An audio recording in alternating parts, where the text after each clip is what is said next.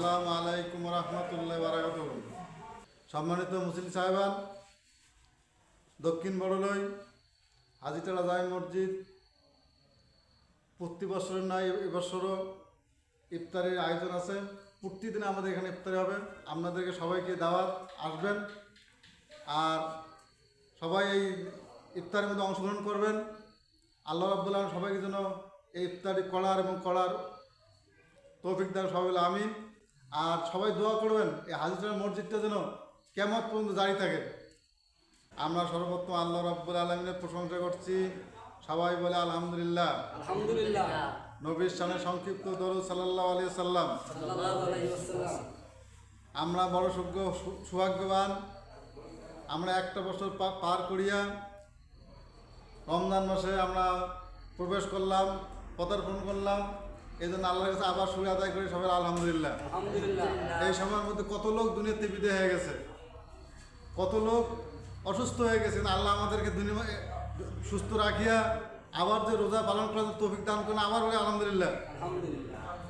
এই রমজান মাস নাজাতের মাস, এই রমজান মাস মাগফিরাতের মাস, এই রমজান মাস জাহান্নাম থেকে মুক্তি পেতে জান্নাতে যাওয়ার মাস। যদি আমরা এই রমজানকে সম্মান করতে পারি, এই রমজান মাসকে যদি আমরা সবাই মহব্বত করতে পারি, তাহলে আমাদের জন্য দুনিয়া আখিরাত একদম পরিষ্কার সুন্দর হয়ে যাবে।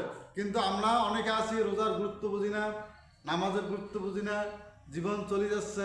কোরআন কেন নাজিল হলো, এই মাসের কেন দাম, আমরা কোনোদিন চিন্তা ভাবনা করি না। আল্লাহ রাব্বুল আলামিন এই কোরআনের মধ্যে বলছেন, ইয়া আইয়ুহাল্লাযীনা আমানু কুতিবা আলাইকুমুস সিয়ামু কামা কুতিবা আলাল্লাযীনা মিন কাবলিকুম লাআল্লাকুম তাত্তাকুন।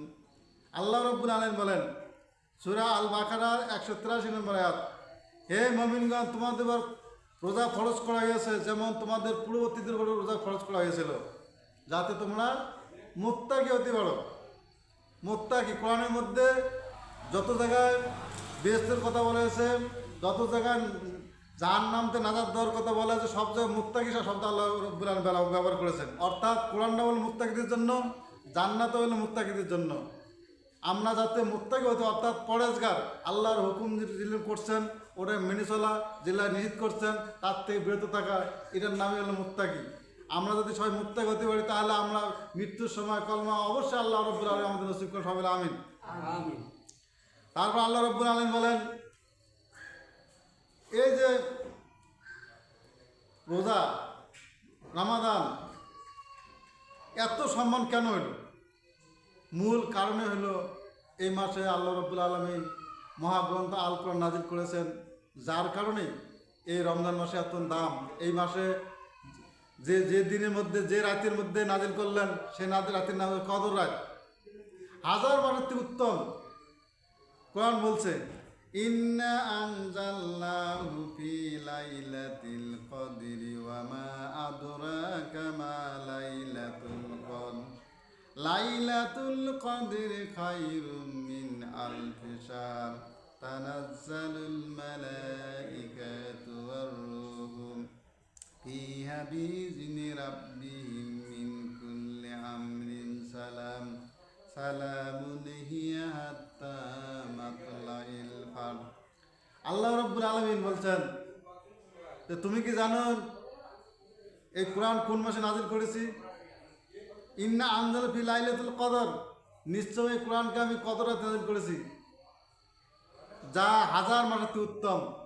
আজকে যদি আমরা আল্লাহ রাব্বুল কোরআনের মাঝে জানতে পারি যে এই যে মাসে কোরআন নাজিল হলো তা হাজার মাস উত্তম হয় সে রাত্রি, আর যদি আমার কাছে কোরআন থাকে, আমি যদি কোরআন মানতে পারি, তাহলে আমার দামও হাজার মানুষের উত্তম হবে।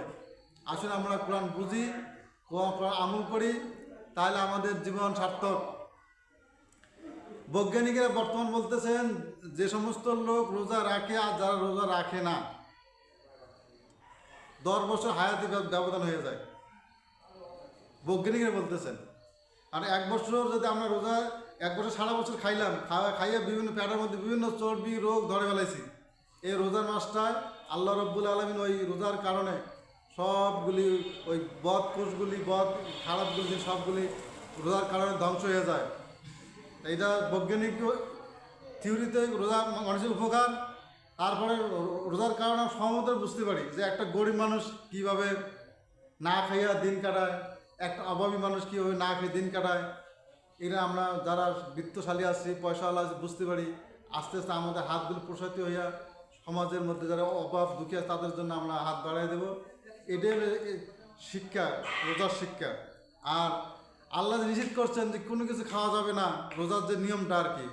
যদি আমরা জানি যে এক ঢোক পানি যদি চুরি করে খাই রোজা থাকবে না, রোজা নষ্ট হয়ে যাবে, এটা যদি বুঝি আল্লাহ রাব্বুল আলামিন, আমরা অন্য সময় যে মিথ্যা কথা বলতেছি, বিভিন্ন মানুষের আল ঠেলতেছি, এই যে ইয়েগুলি রোজার মতো ওটাও মনে করলে তাহলে আমি পরিপূর্ণ মুক্তি হইতে পারলাম। যাই সময় শেষ, এখন ইফতারের সময়, এখন আজান হবে, সবাই ইফতারি করে সবাই যাবেন, ইফতারি না করে কেউ যাবেন না। আমাদেরকে আল্লাহ রাব্বুল আলামিন এই রোজার মধ্যে সবাইকে গুনাহ মাফ করে জান্নাতি আমাদেরকে হিসেবে কবুল করেন। সবাই বলে আমিন। আসসালামু আলাইকুম রহমতুল্লাহ বারাকাতুহু।